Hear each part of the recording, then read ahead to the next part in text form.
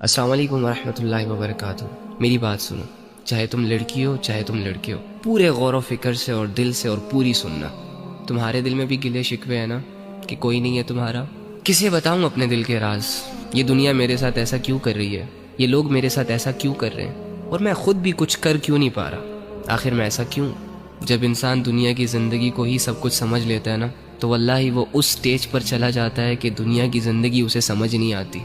Any how, تو ایک کام کر، آج رات جب سب سو جائے نا، تو چھپکے سے اٹھنا، کسی کو کانوں کان خبر نہیں ہونی چاہیے، اور سب سے الگ تھلگ ہو کر جانماز پکڑ، بچھا اور اس پر کھڑا ہو جا، ہاتھ باندھ، آنکھیں بند کر، امیجن کر کہ تیرا رب تیرے سامنے کھڑا ہے، وہ رب جس کا تو بندہ ہے، اور اسے اپنا سب کچھ مان، اور یہ تصور کر کہ آج میں اپنے رب کو اپنی حالت دکھانے آیا ہوں، آج میں اپنے رب سے اس دنیا کی شکایتیں کرنے آیا ہوں، آج میں اپنے رب سے دل کے راز بیان کرنے آیا ہوں۔ 2 رکعت نفل نماز پڑھ، اور نماز پڑھنے کے بعد جھولی پھیلا دے، ہاتھ اٹھا دے، بچھا دے خود کو، اور دل کی گہرائیوں سے پکار اپنے اس رب کو جو تیرے دل کے حال کو جانتا ہے، جو تب بھی تیرے ساتھ تھا جب دنیا تیرے ساتھ نہیں تھی، جو تب بھی تیرے ساتھ تھا جب دنیا تجھے جانتی نہیں تھی، اور جو آج بھی تیرے ساتھ ہے۔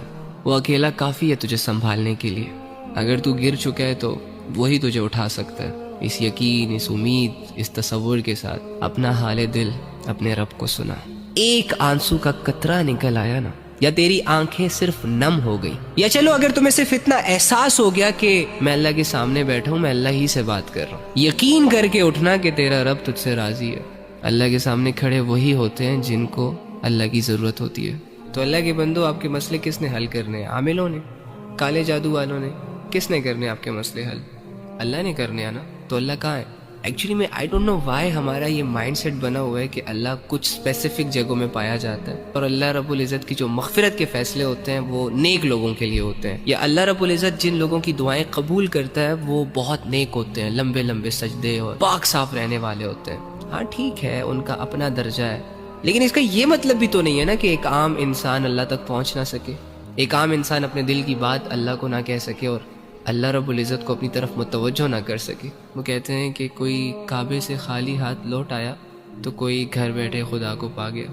آپ کو نہیں لگتا کہ جو کمزور ہوتے ہیں، جو عام لوگ ہوتے ہیں، جو مظلوم اور فقیر قسم کے لوگ ہوتے ہیں، جو خالی ہاتھ ہوتے ہیں، معاشرے کو زیادہ تر ترس انہی لوگوں پر آتا ہے؟ تو اگر آپ اپنے آپ کو یہ مان بیٹھے ہیں کہ ہم گنہگار ہیں، ہم بدکار ہیں، تو دوسری جانب یہ بھی تو یقین کر سکتے ہیں نا کہ اللہ رب العزت آپ کی طرف زیادہ رجحان کرے گا۔